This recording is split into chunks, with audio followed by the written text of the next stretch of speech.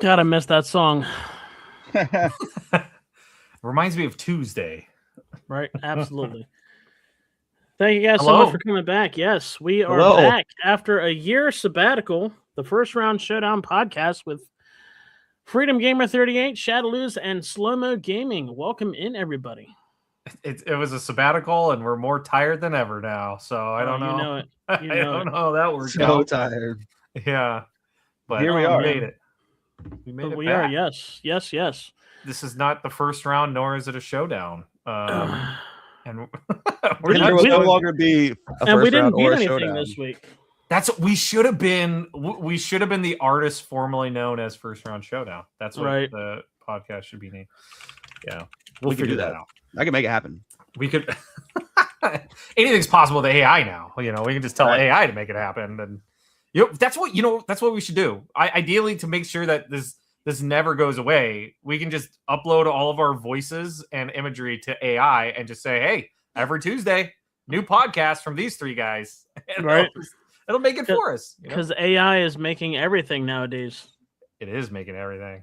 Yeah. Which I have a topic I could segue, but do you want to continue with it? Is there more introductions that you've got, Slow-Mo? Is there No. other things that we need to keep talking about?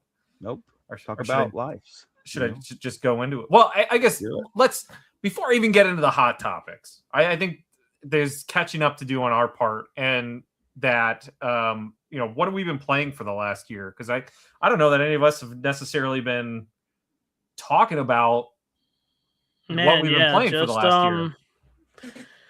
Well, I mean, literally just been kind of jumping up in between a bunch of different stuff, doing the little streaming thing, just kind of hanging out as well. I picked up some games for the collection, the PlayStation 2 collection, a couple of the other ones as well. Other than that, just been hanging out with you guys, hanging out with people on the streams, work. I changed jobs, and just trying to get my schedule squared away. Yeah, that's the way to do it. What about you, Slow-Mo? What have you been playing over the last year? Lots of Other RuneScape. than Donkey Kong. lots of RuneScape. Yeah. Oh, I mean, yeah, Donkey Kong. I did play Donkey Kong. I've been playing the new Shinobi Art of Vengeance. I still need to get that. It looks beautiful. Did that come out? Is that one of the Sega revitalizing their lineup games? Yeah. Or Mm-hmm. oh, I didn't know that came out. I didn't know any Okay. of those were coming out. I didn't know that's the one that they were Tarknos. going to be doing.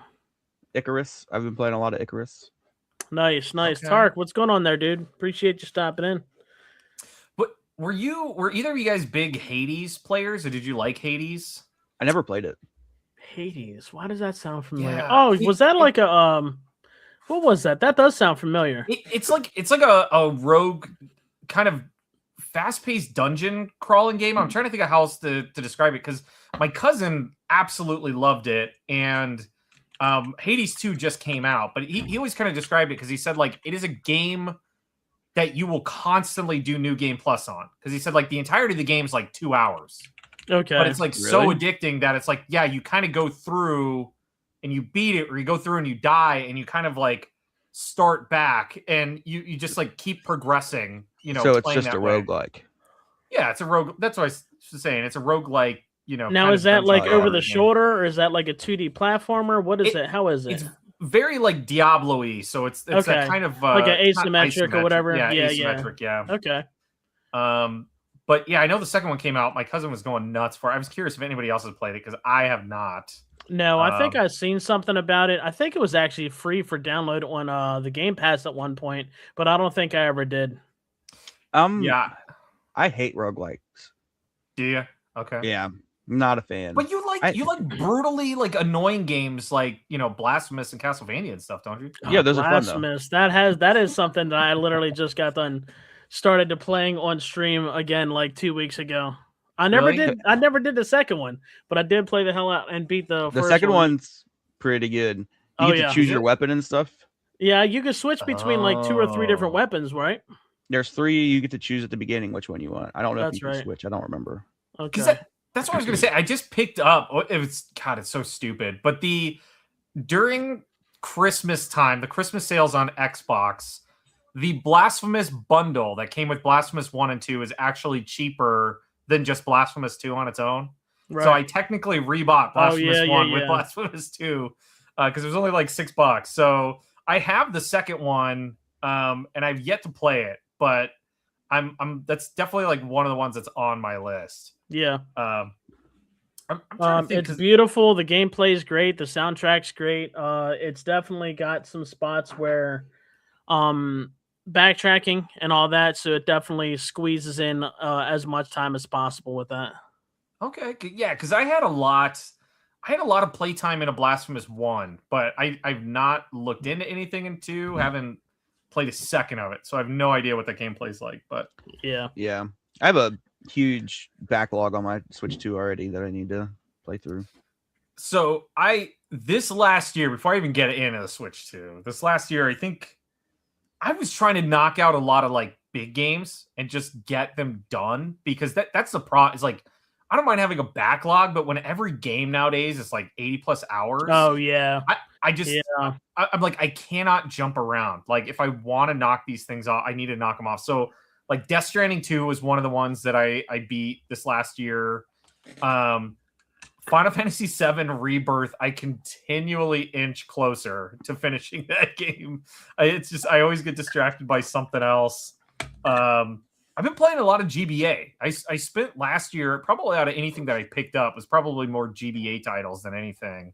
But not to cut you guys off, I'm so sorry. Now that you just said the GBA, I literally was scrolling through TikTok the other day and saw somebody playing Ninja 5.0.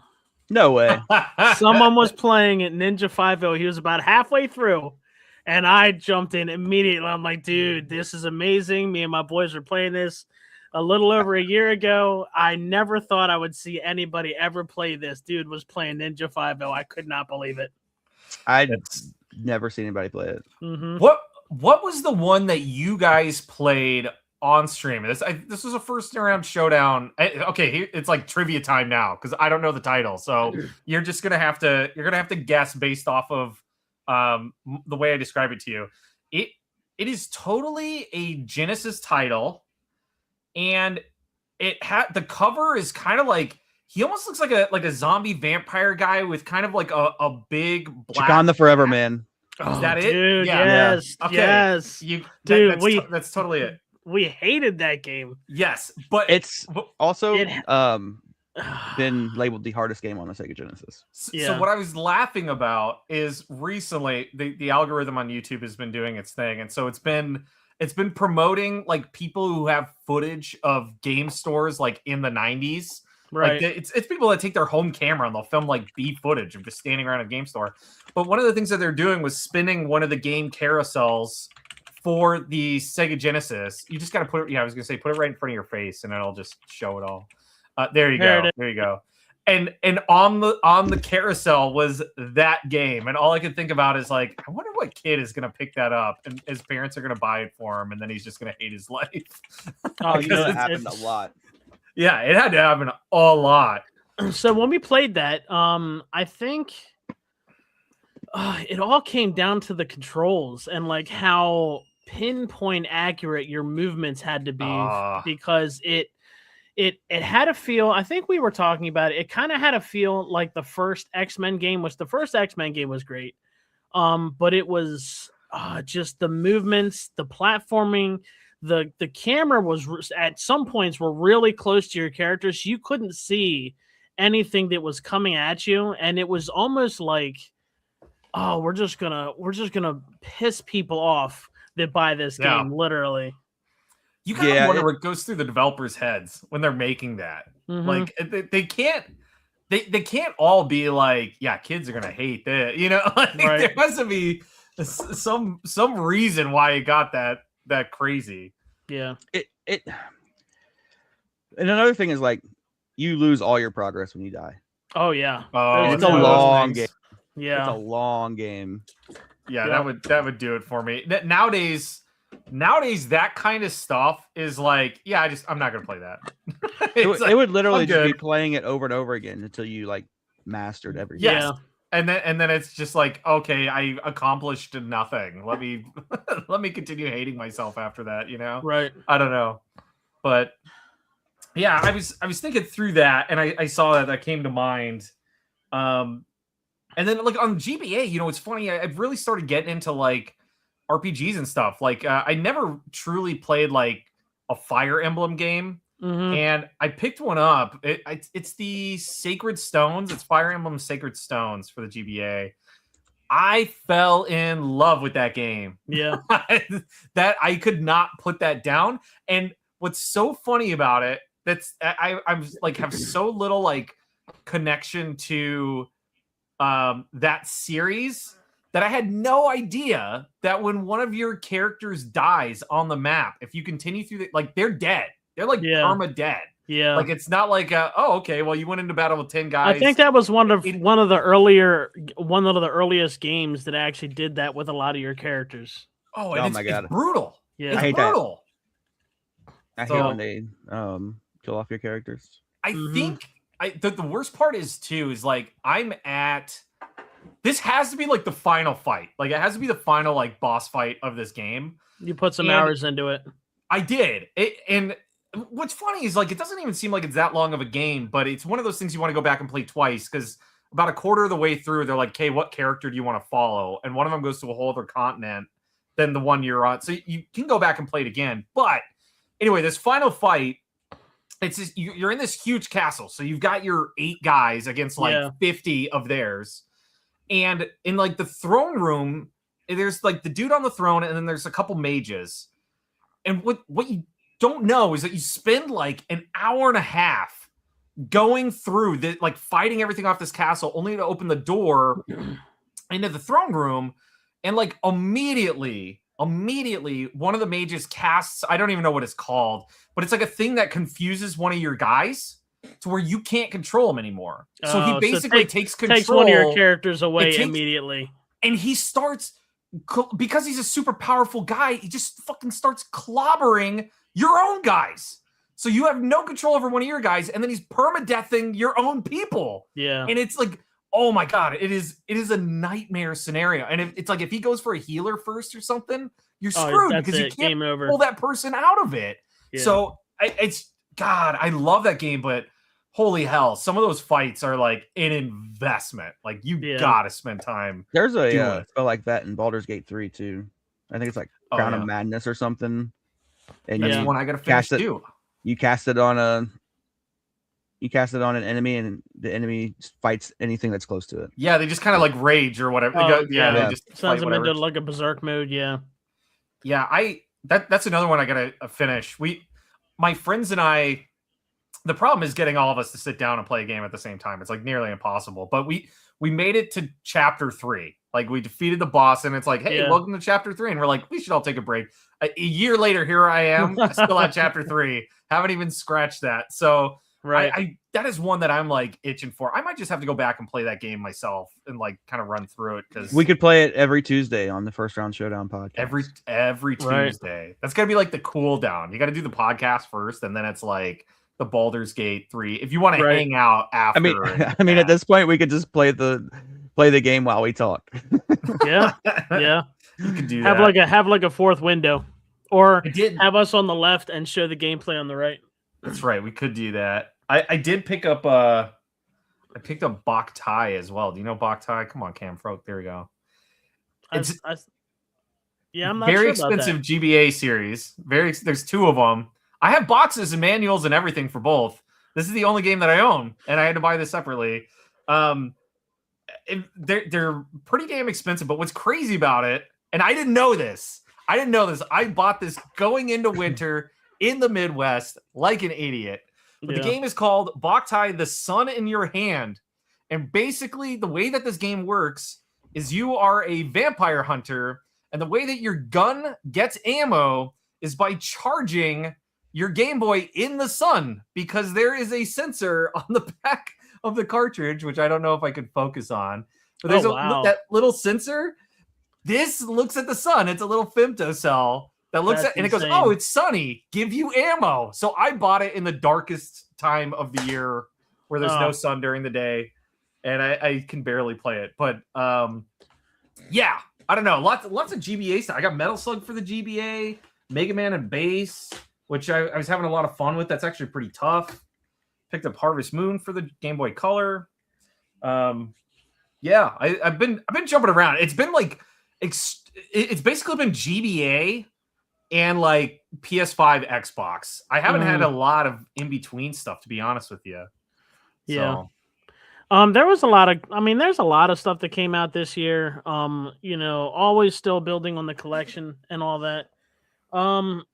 Just like you said, when so many games comes out, and unless it's something that's supposed to be smaller, even then, some of the side-scrolling platformers they come out with is you're still going to be putting an exuberant amount of hours into it. Like they just got done releasing that Terminator 2 side scroller that I've seen so many people play within the last like 2 weeks or a week and a half since it's come out, and it looks amazing. It's a Tomb. Did you say Tomb Raider? No, I'm sorry. Terminator 2. Oh, okay. Terminator 2. It's like and it's a side scrolling platformer. The music sounds great. From what I've seen, so many different people are actually streaming it. It literally goes from scene to scene from the entire movie, and it looks really good. I just haven't had a chance to pick it up yet. So many different things that we've been playing and stuff. So yeah, I didn't see that came out either, but that looks like a really fun game. It looks amazing. It looks like it's very fresh, very clean. The controls look really great. Yeah. So my wife's in there too. She also reminded me that we played through all of Pixel Junk Monsters 1 and 2.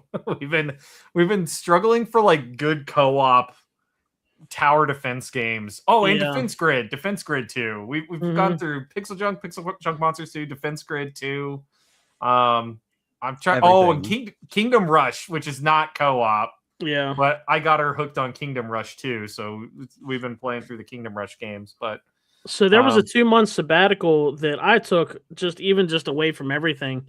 And during that, I had downloaded Stardew Valley, or we got Stardew Valley for my girl, and we were playing the heck out of that for like 2 months straight, 3 months straight, and it was just like so much to do. Great couch co-op, and it's just one of those things where you can just kind of turn everything off and just kind of kick back and relax and, do whatever you want to do in the game. So that was a pretty great game that we got into for a while.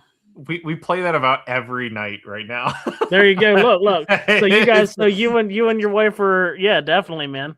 Well, and the nice thing is it's like you can basically start a co-op game on one account. Like nobody else has to be signed in. Right. And it'll maintain any other characters that you create. So at times I can just boot it up, and then it's like my wife can play, and then if my son is still awake, then my son can also just jump in and use his character. So it's like you can do 2-player, 3-player, and it doesn't take a lot of commitment to do that. It's so easy to jump in and jump out. So Stardew's been a lot of fun, and I feel like we're really getting to the end game on that. We've done so much. I think there's like not much left to do.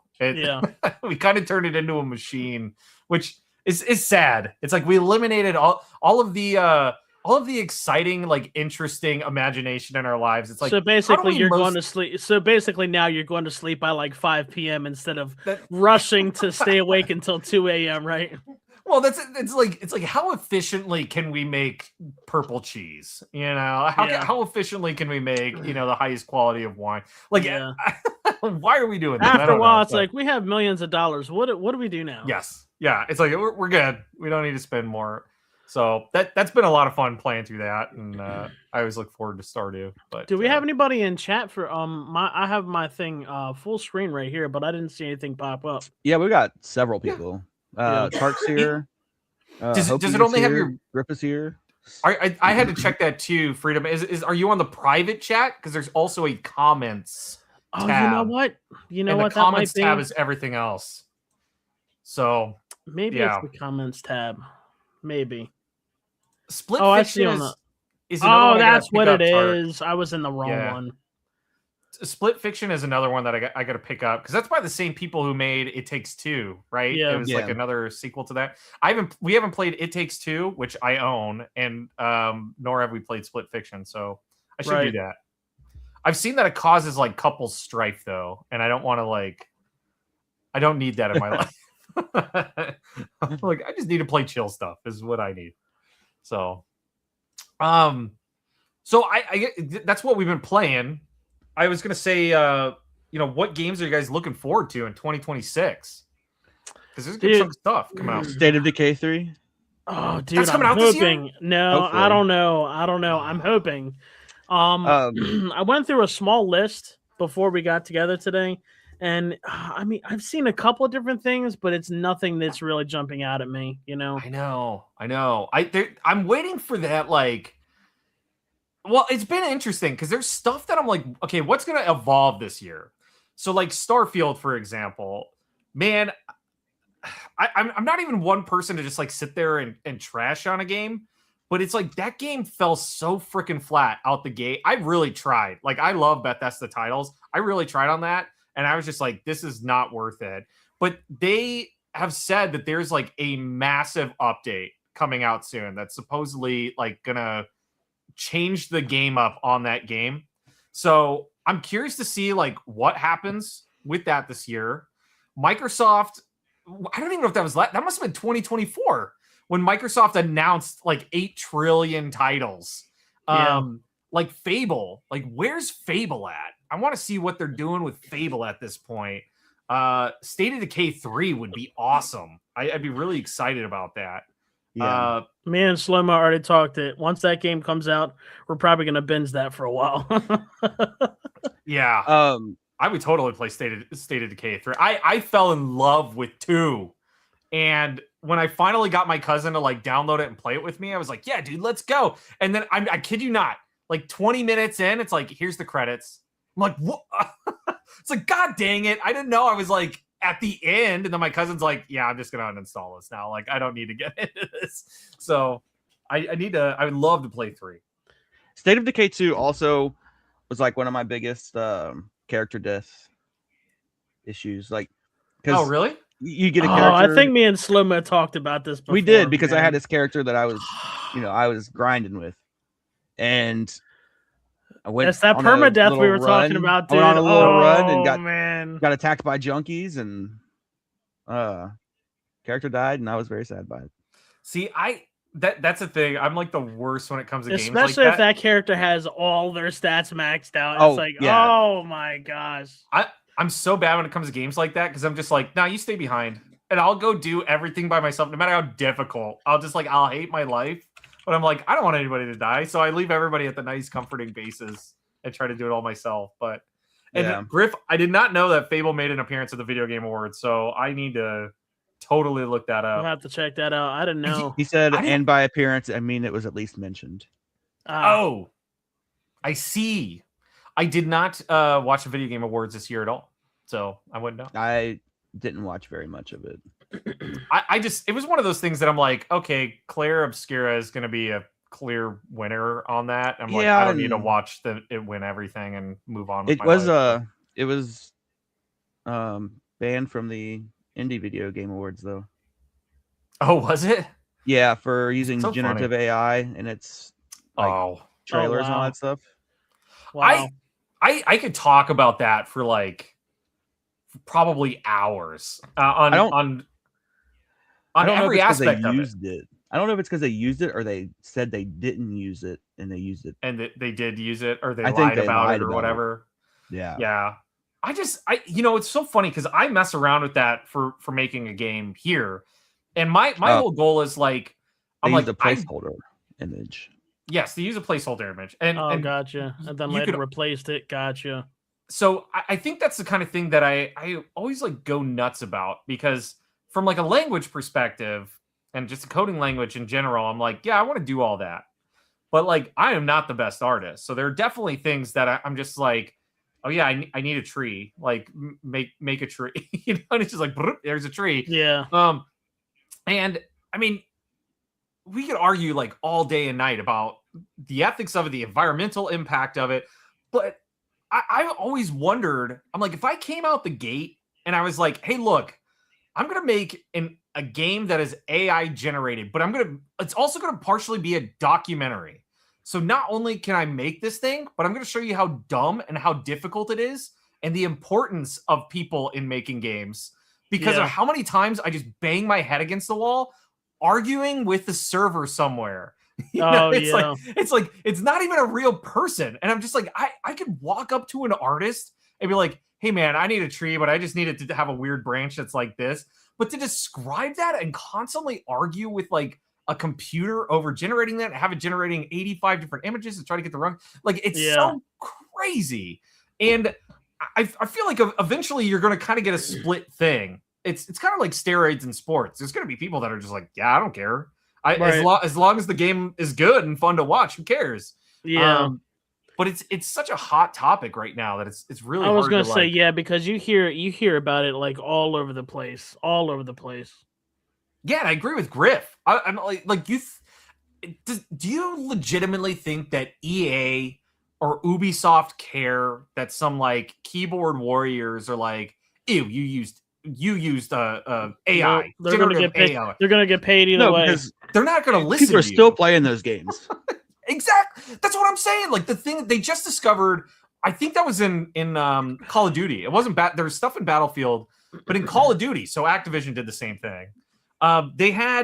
It was achievements. It was banners for achievements. So like if you got certain types of kills or whatever, there's a little picture banner. Mm-hmm. Well, people were like, "Hey, those are generative AI. Like Call of Duty's canceled." Like, do you think they care? And the same thing is too. Anything is like to make their job easier.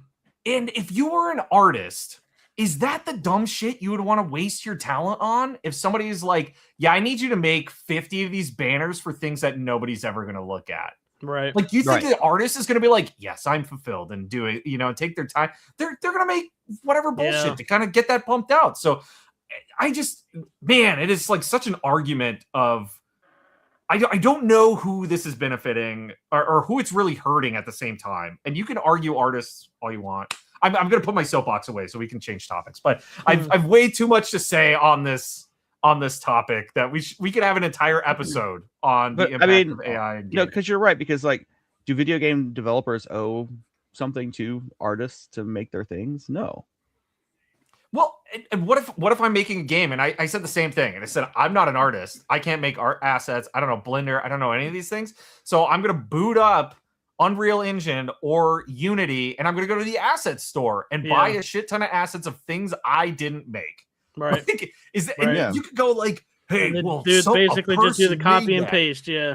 Yeah. And they're going to go, well, at least the person made that. And it's at the same time, it's like, yes, but like, look at the asset store. There's 8 trillion trees on that asset store. Like, there are absolutely artists who made 3D rendered trees that have never sold a single copy of that. Right. Is that any more fulfilling or worthwhile because that person made it versus like yelling at a server? So it sounds like I'm like extremely pro AI, and I'm not saying that I am.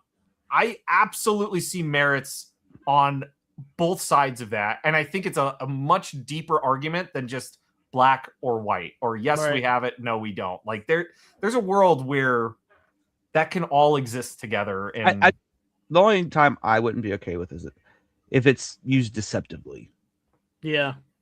Oh sure, that's what I mean. I would rather have Ubisoft come out and go, yeah, all of our loading screens we use generative AI, and yeah.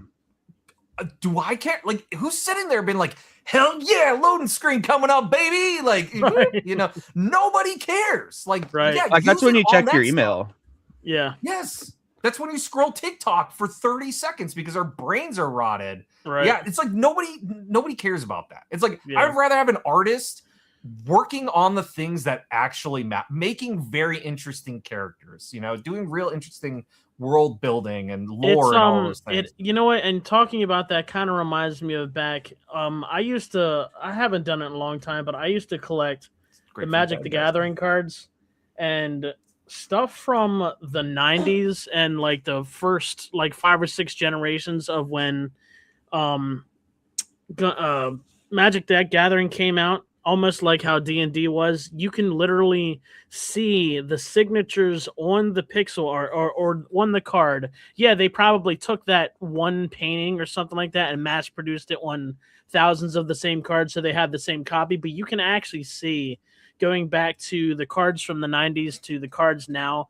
Yeah, artists might have did something a little bit different now, but back then it was like that old, artistry type of whatever, and you can see the feeling of the original stuff as to something that might have been used for some other type of engineering now for the cards from nowadays. You know what I mean? So I can see the appreciation of the older stuff and the way artists want it to be, but then I can also see the fact that, hey, this artistry is so much easier. We could probably pay people tons less. It's easier for us and it lines our pockets, So I can definitely see both sides of the coin with that.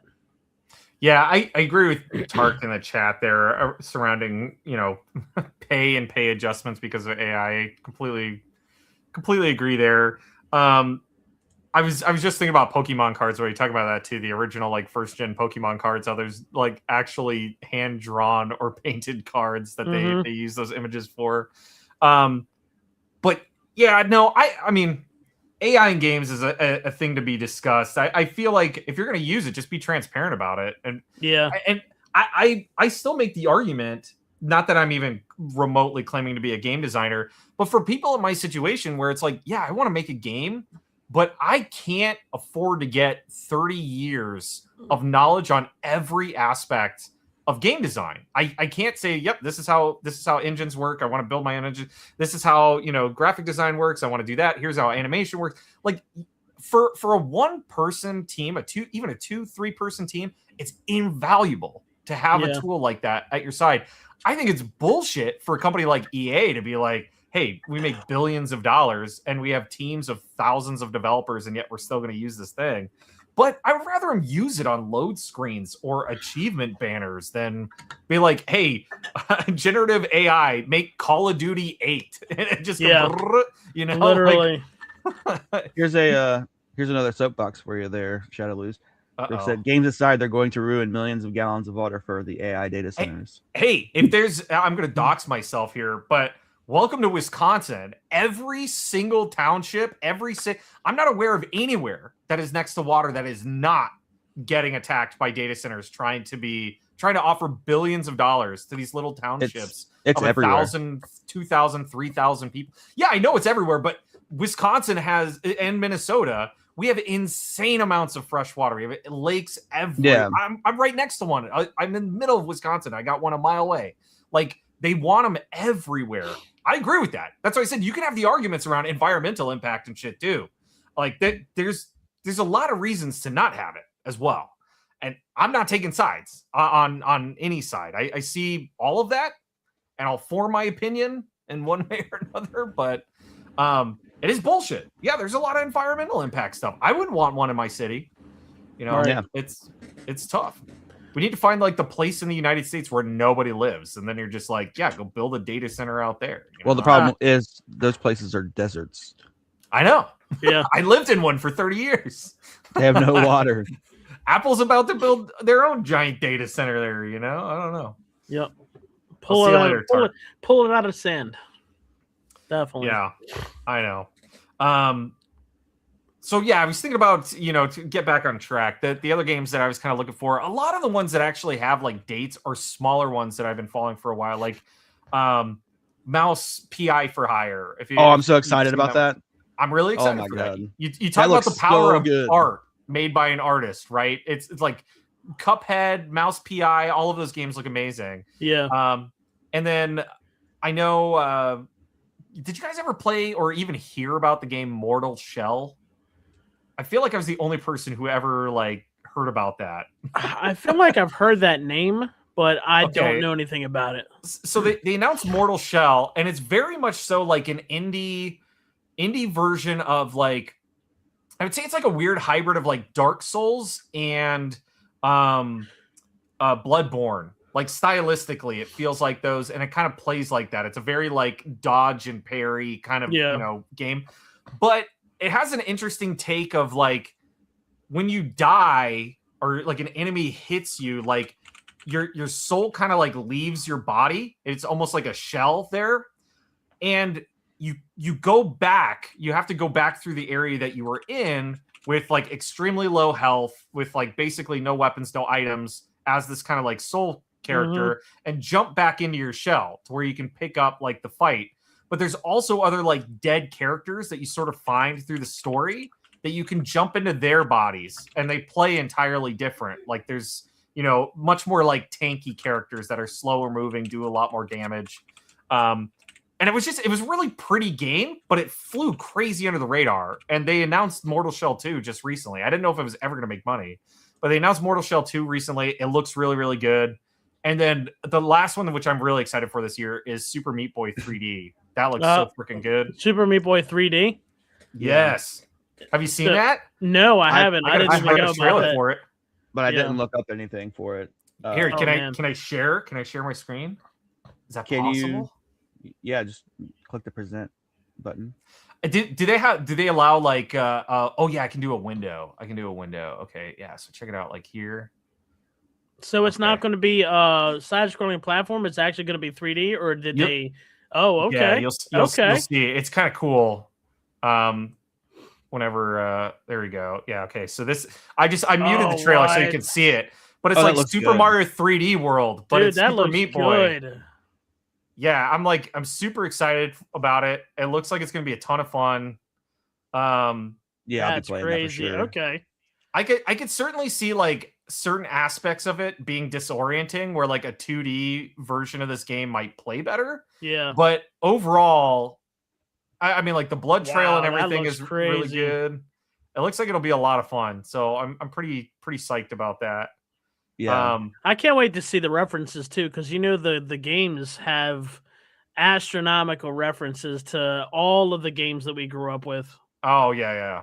Well, I mean, even the characters are just kind of fun, and then they sort of have their own universe of characters across a couple different. Because like Binding of Isaac is like the same developers, isn't it? Aren't they the same guys? I think it might be. Yeah. So there's I'll be playing this for sure. 100%. Yeah, I'm totally excited about it. So that's on my list. Do they even tell? Do they tell when it's coming out? Does it have a release date? I'm not sure. Oh, here. Coming early 2026. Oh, so it's supposed to be coming out soon. Wow, look at that. Xbox PC, Xbox Cloud, Xbox Series XS. And then Game Pass and Play Anywhere. There you go. Oh, boy. So as long as you got, you buy it. March 31st, 2026. Oh, there it is. Yeah. I was going to say, these are all the other ones. So this is like Mortal Shell. You can tell it's like, it feels very like Bloodborne-y with like the design wise and stuff. Ooh. It's very like medieval, very that looks good too. Dark Souls-ish. And that's like your shell thing. So when you kind of get knocked out of your body, that's what you look like. But then you can kind of assume these other warriors' bodies and do a bunch of stuff. Like, I don't know. The first one was definitely like a good proof of concept. And so I'm hoping they build on that a lot with the second one. Like, it just looks cool. I don't know. Maybe it's just me. That's awesome. No, that does look pretty decent. Yeah, it does. And then I don't know. Do you guys want to see Mouse PI? We were talking about. I've seen everything. So I've seen something about this midway through last year, but it was almost like a teaser trailer. Yeah, this game's gonna be so good. Yeah, they now have dude. I'm definitely gonna get play. This one. They definitely have like extended play trailer. Like there's another one that I saw that's like an 18-minute.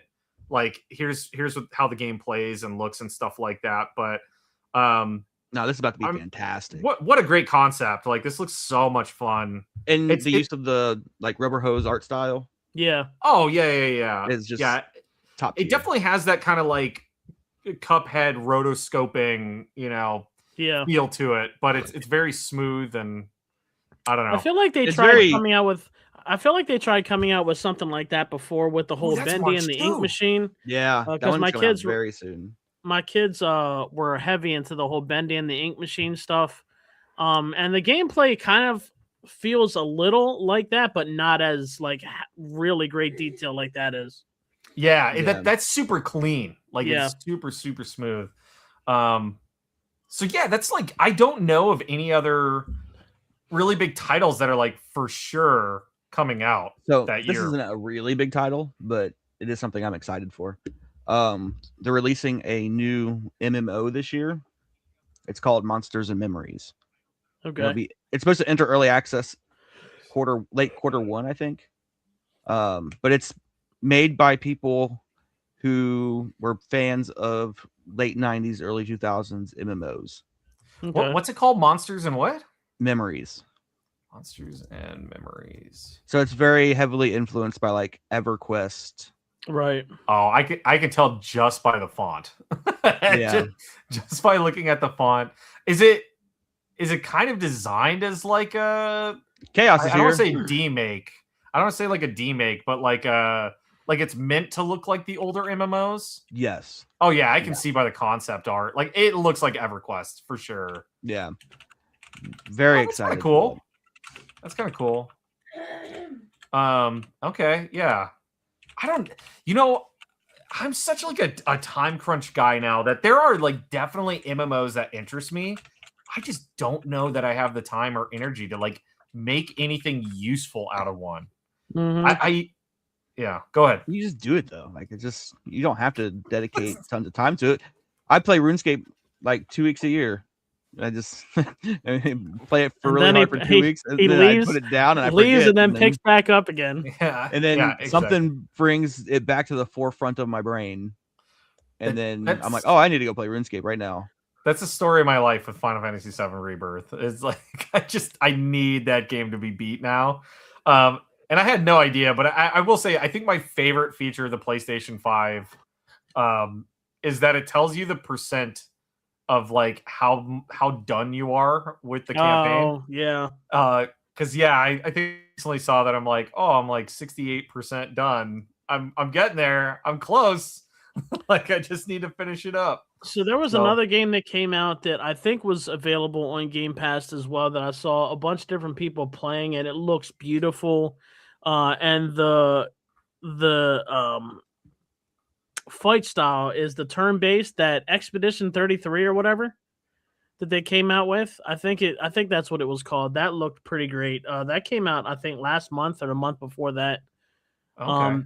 That's another RPG / whatever turn-based RPG that they came out with. But like I said, the graphics look absolutely amazing. I just don't have the time to put into something like that anymore. Yeah, that's where I struggle.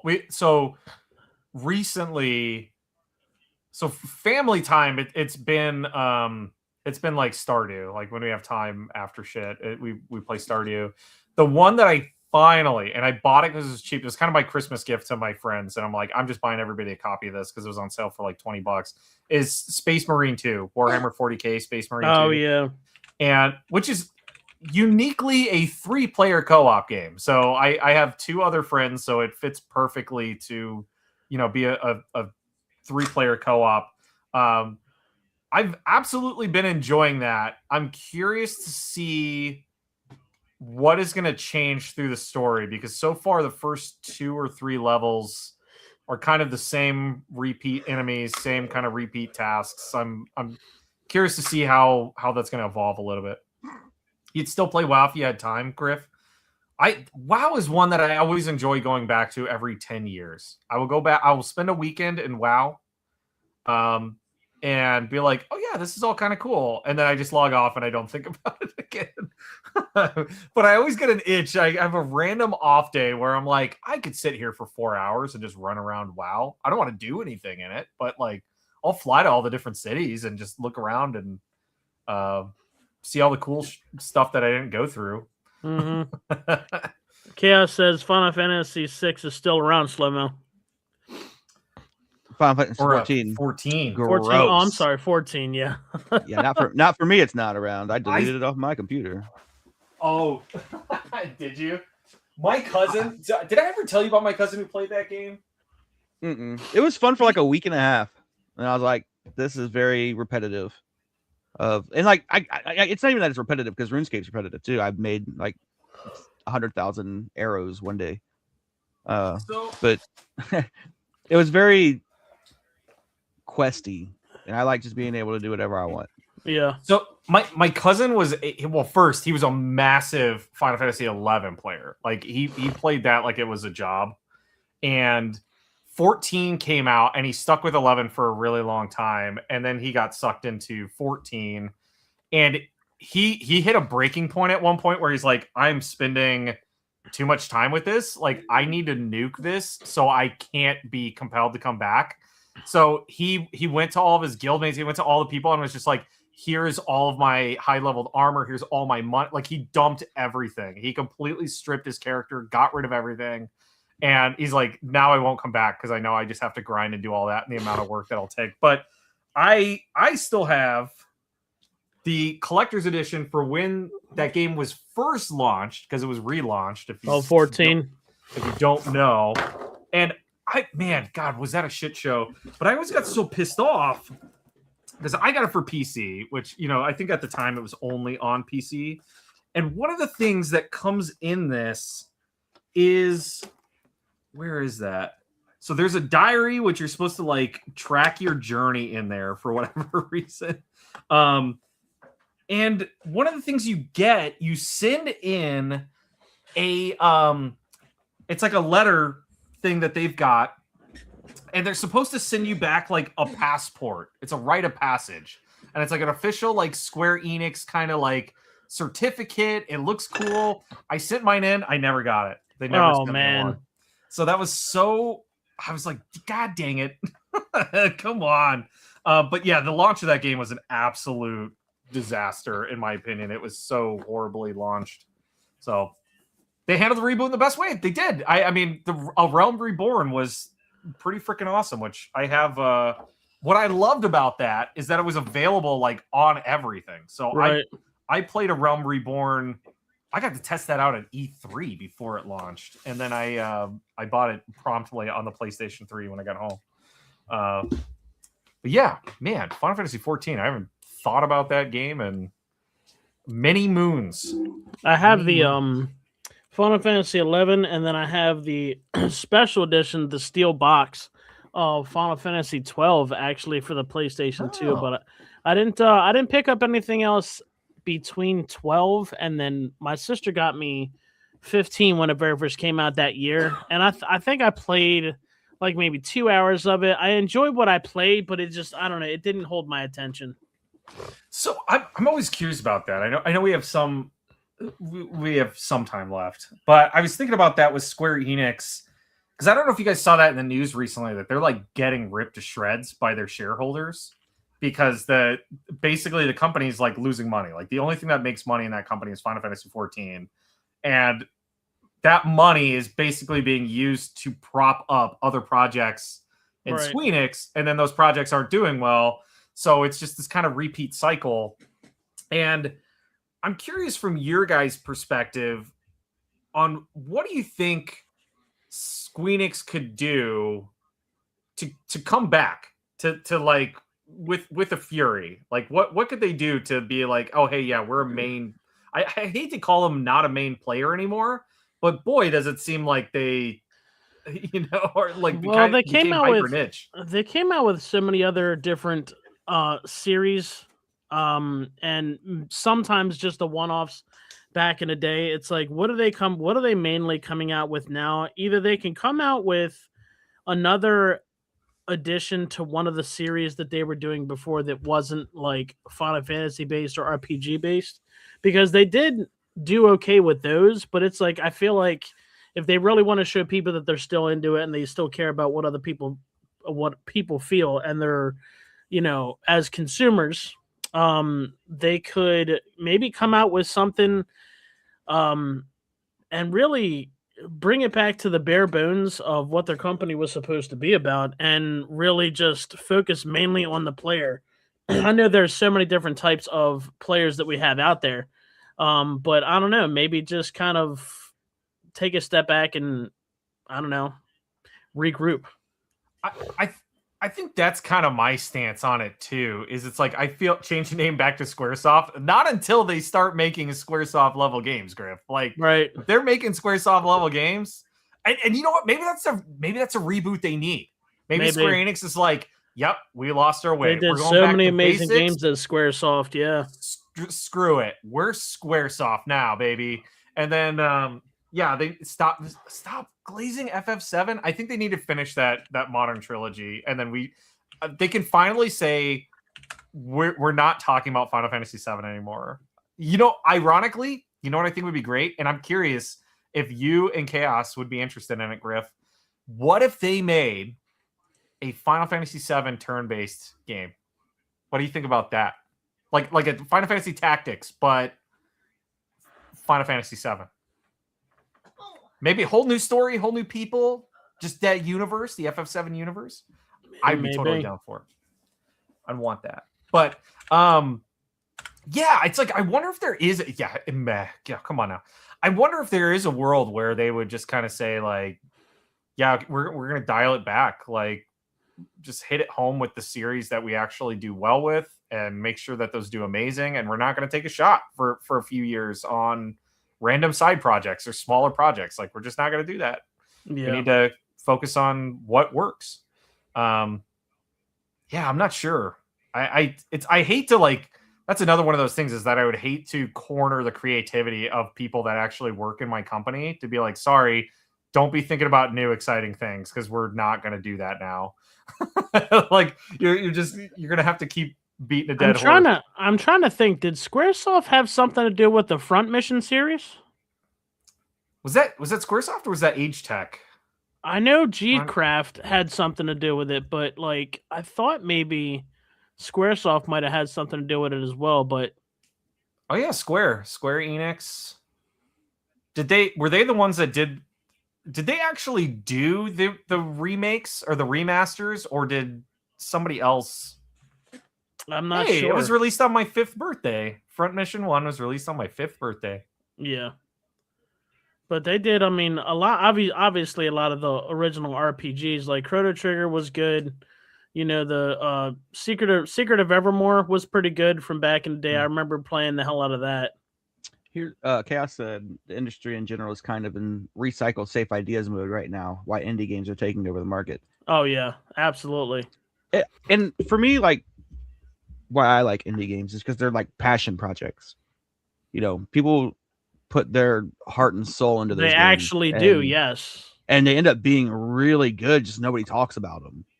Well, a perfect example, like Cuphead was one. What was it? 2 guys that got together, 3 guys that got together and literally did everything within reason of what they could do without, you know. Same thing with Hollow Knight and Silksong. Both of those were made by 3 guys in a basement in Australia. So is Stardew. So is Stardew Valley. Yeah. I think there's a world for both those things to happen, right? Like both things could be true. You could say Square Enix and Konami and Sega and all these companies that have a bunch of stuff could sort of regress and say, yep, we're only going to focus on, these 3 franchises and we're going to make them awesome. And that's just what we're going to do. While also, like, indie games are still around making great stuff. Like, I don't see there being a world where an indie developer, a team of 3 guys is going to be like, yeah, we're upending Call of Duty. Like, you don't have the horsepower, the marketing. Like, I don't see that as possible. Like, you could still have those big budget AAA massive company published games, as well as a bunch of great indie games. Like, all of that stuff can live in a great ecosystem. Well, and I think, in my opinion, there's one developer that actually PUBG did for a minute, and then Epic said, "Screw you guys, we're making Fortnite." But go ahead. Sorry. There's one developer that I kind of feel like still, touches on both. Like, they're a major developer, but they also, their games are like Naughty Dog. Like, all of their games just feel like they put everything they had in those games. Yeah, but even Naughty Dog is, I mean, that's Sony. But I know, but I was saying, like, that's one major developer that I feel like, kind of has it right. Feels like they kind of stuck with, thinking about the player. I think there's still a lot of companies that do that, though. I mean, you could look at a lot of them that were absorbed by Microsoft too, and to say, like, id Software, I think, knocks it out of the Mhm. park with Wolfenstein, and I mean, Wolfenstein, it's a the little bit of Doom Bethesda, games. but Yeah. but they knock it out of the park with the Doom games and Wolfenstein, and Bethesda's been on the rocks with their mainstay, IP for a while, but I think it's like there's a reason why Skyrim's been released 10 times. It's like it's a good Yeah. game. People play it and they like it. Like they invested a lot of time and money into that, and they made a great thing. Oh yeah. Activision is like that too. All of those different things. I'm hoping some of these companies that break off because, well, shoot, Bungie got bought by PlayStation, didn't they? Bungie is Yeah. now a Sony company. Mhm. Okay, I'm curious to see what the hell they're going to do with that. And then Nothing. Probably. PlayStation does with everything. Nothing. Which that was going to be the last. Maybe that's a good end point here, because we've been touching on it a little bit, specifically hyper fixated on Square Enix. But one of the things that I kind of had is what do you guys think the current state of the big three are, of Nintendo, Microsoft, and PlayStation? And maybe that's a loaded question, but I mean, it's tough, especially with the fact that they have that Steam machine that's supposed to be coming out sometime soon as well. Well, and that's what I find really interesting with, and I think this is why Valve is doing what they're doing, because people are like, I'll hear people say God, Xbox is so stupid, PC all the way, and I'm like, a PC is that's an Xbox. It's an Xbox. Microsoft has PC. They are Right. PC gaming. Whether you're using Steam, whether you're using what is it? Epic's what is their thing called? I don't even remember what it is. The people make Fortnite. You know what I'm talking about, though? Yeah, I can't. Yeah, Yeah, something. they've got their own thing. It's still Microsoft. You have to use a Microsoft machine in order to play those things. So I think the Steam box or the Steam machine, as well as the Steam Slate, I think that's Valve's attempt to say yeah, we don't want to be PC. We kind of want to have our own thing. And double down on Linux and everything else. So I'm curious to see what they do. I think, I don't know that the Steam machine is going to be a real big competitor, just because of I think the price is going to be a lot more expensive than people are expecting. To be absolutely, honest. absolutely. I'm expecting it to be close to $1,000, if not. Easy, Yeah. in my opinion. Totally. I think there's some folks that are going into it and be like, yeah, I'm going to pick one up. It's going to be $4.99. I'm like, yeah, right. Hell no. There's no way. So literally, because Steam has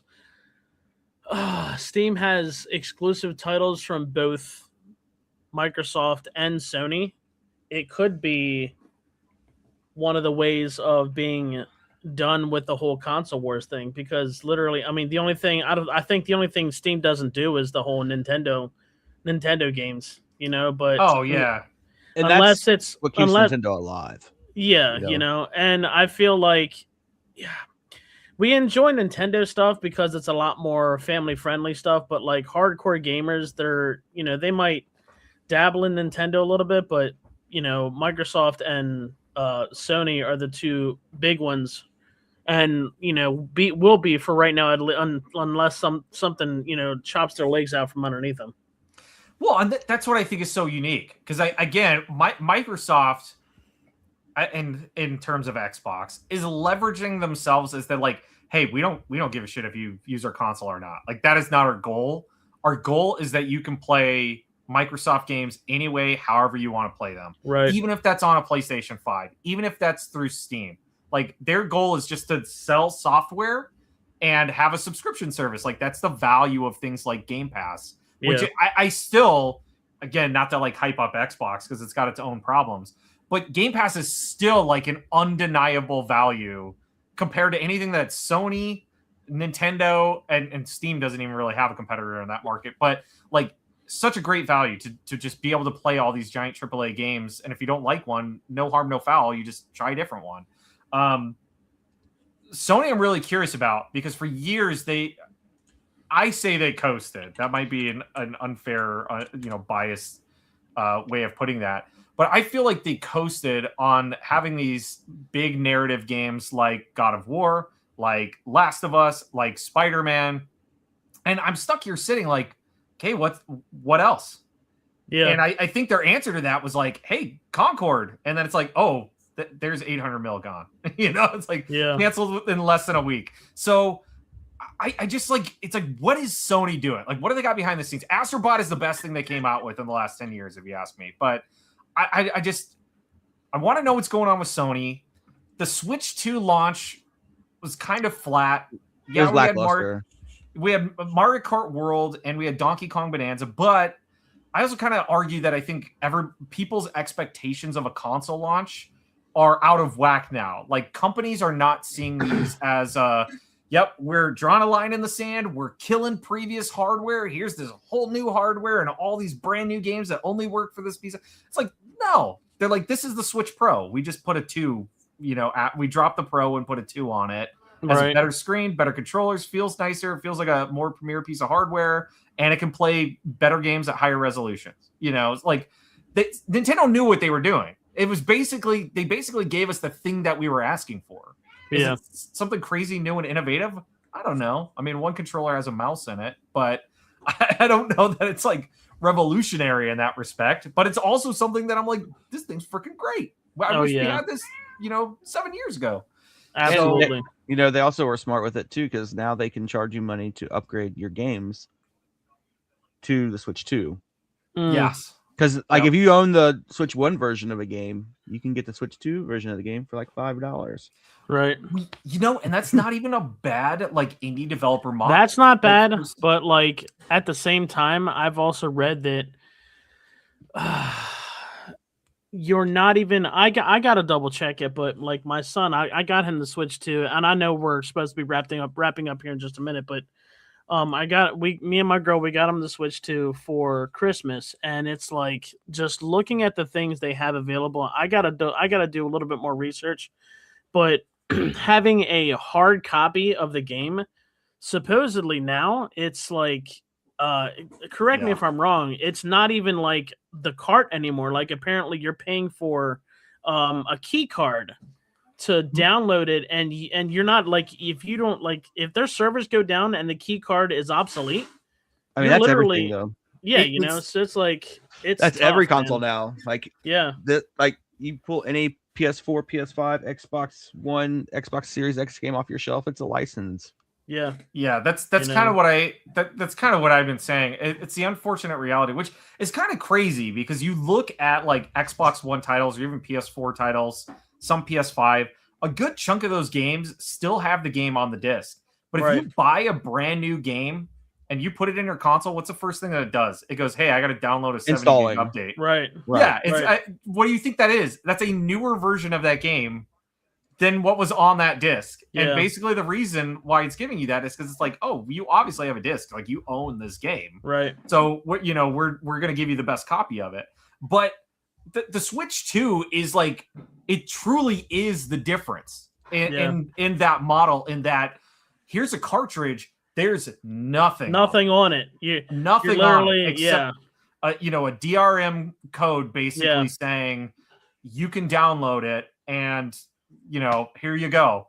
And then when the servers finally go down, however many years in the future, guess what? You're shit out of luck. Yeah. So it stinks. It's hard not to.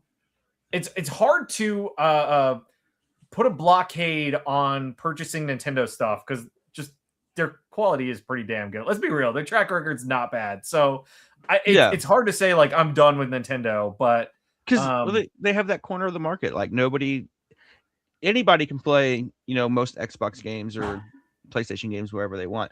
You can't do that with Nintendo, right? Nintendo games have to be played on a Nintendo. So like they own that corner of the market. They have IPs that have been out for 40 years. Yeah. I mean, they're not going anywhere. And there's nobody to try to get rid of them. That's why you just stick with the classics, baby. Got my analog 3D right here. Nice. Gonna play some N64. So, well, I think that was a good first episode back. It was great to see you guys, man. We had some great discussions, man. Is there anything you guys want to kind of finish off strong with? Any other thoughts that you guys, anybody in the chats? Any questions? Any questions? Yeah, we've been gone for a year. This isn't a board meeting. I mean, we don't have. All I'll say is, it was good chat. It was nice getting back here, and then Absolutely. I think in the future, I don't know that every time we're gonna sit down here for an hour and just kind of like shoot the shit like this, but I think you'll start to see some more segments kind of like peak. Oh back yeah. then, This was just us getting back and having. Can you fill that getting up? in the groove. Thanks, babe. Yeah, getting Yeah. in the groove and just kind of talking about what we've been doing for the last year. So we'll have Slow-Mo brought up. We're still going to try to do our gaming trivia that we were doing before. We'll see if we can, all three of us can kind of come up with some stuff with that. We'll be doing some gaming news, some thoughts throughout the weeks, and some other segments that we all would like to kind of touch base on. So we'll see what happens. I'm excited for the future. Yeah, for Yeah, it's sure. gonna be I'm much ready. more laid back for sure. Oh yeah, and if we just happen to play a game and we beat it, then we'll talk about it. But you don't have to do that. You don't have to do that. Oh, And also, you know what? Slow-Mo, do you want to tell people about the once a month Slow-Mo segment, No. Yeah. or talk about it next week? We'll talk about it one of these weeks. We'll talk about it one of these weeks. A couple other things in the works for us, but yes, definitely. But yes, we appreciate you guys. Maybe being more here, hanging races out. too. If there's Right. any interest in races again, Right. I'll just have to beat Slow-Mo Donkey Kong, a second time. That's fine. There you go. So, but anyway, I guess that's going to be it for us. We're going to go ahead and call it a night. We love you guys so much. Thank you guys so much for being here. As always, stick with us next week, 8 p.m. Eastern Standard Time, 7 Central. Right, Shadaloo? 7 Central? It sounds good to me. Yep. 6 p.m. West Coast. West Coast. -12 in Mumbai, India. Right. I don't know how So, we go. Nighttime. Whatever time it is where you are. That's right. Google it. Google's free. Yeah.